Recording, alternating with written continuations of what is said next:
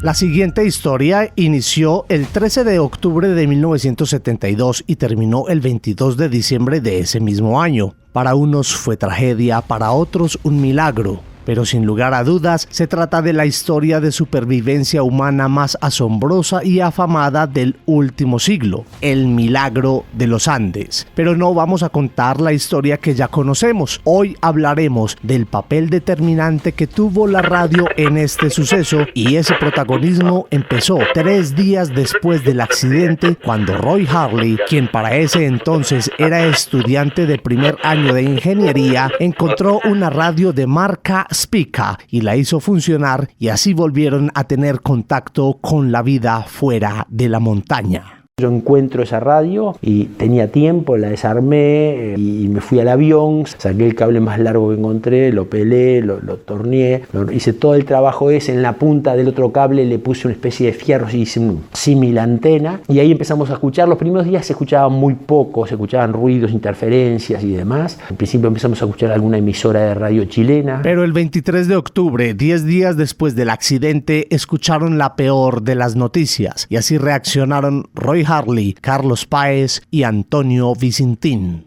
Salimos muy tempranito y escuchamos una emisora de radio uruguaya que decía: hoy 23 de octubre se suspende toda la búsqueda del avión uruguayo caído en la montaña. Fue terrible, fue como desesperante, porque además que la noticia venga de una radio uruguaya, ¿entendés? Eso nos dolía más. Nuestro país nos informaba que no nos buscaban más. Fue terrible.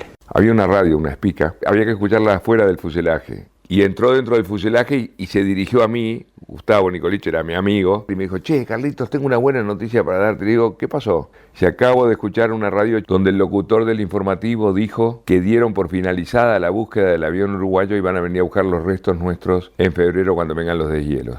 Yo digo: pero ¿cómo buena noticia, hijo de puta? Lo quería matar. Me agarró del cuello, me miró a los ojos y me dijo: Carlitos, tenemos que encontrar nuestros propios recursos. Le digo: pero si no tenemos nada, y tenemos que encontrarlos. Y ahí cambia la historia y se convierte en la historia. Cuando escuchamos en la radio que se suspende la búsqueda. Eso fue de las peores noticias que tuvimos, es decir, fue el golpe que te derribó todas las esperanzas. Esa sensación es impresionante cuando vos salís del avión y ves todo blanco y acabás de escuchar: nadie más me busca. Y cambió tanto la actitud que fue después de esa noticia cuando la mayoría de sobrevivientes materializó lo que únicamente había sido una idea hasta ese momento. Para sobrevivir hay que alimentarse, y el único alimento lo pueden proporcionar los muertos.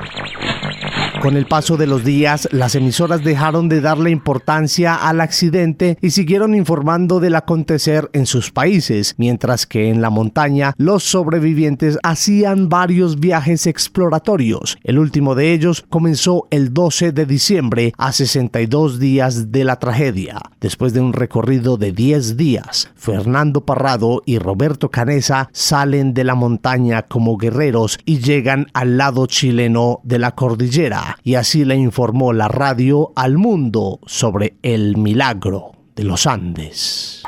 Con el alma en un puño, se están recibiendo informaciones oficiales de parte de Carabineros de que fue encontrado un avión uruguayo perdido en la cordillera de los Andes en el mes de octubre con un equipo juvenil de rugby. Hoy, a las 13:30 horas, se presentó en el retén de Puente Negro el arriero Sergio Catalán Martínez.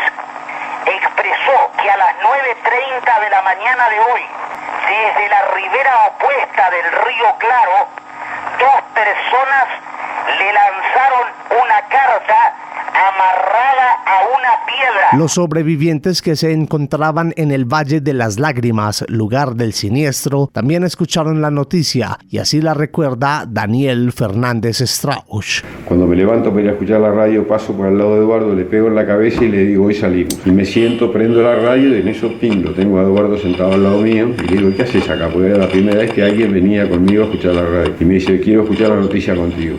Y la radio dice Parrado y Canessa, y después una interferencia y se quedó cortado. Ahí nos miramos y dijimos: ¿qué hacemos? Y al final no aguanté más. Muevo la radio, el dial, y aparece el Ave María. Una Ave María a las 7:30 de la mañana en el medio de la montaña era una cosa muy rara. Y Eduardo me dice: esa sí es la noticia. y con el Ave María entré y les dije llegaron.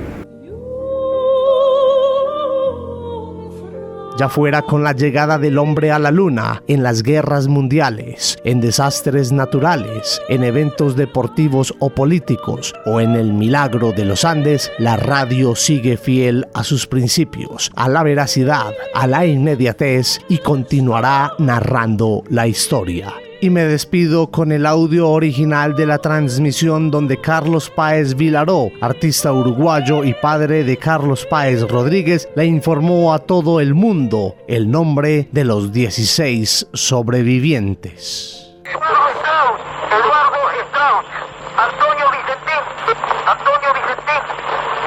Álvaro Mangino, Daniel Fernández, Carlitos Miguel Páez,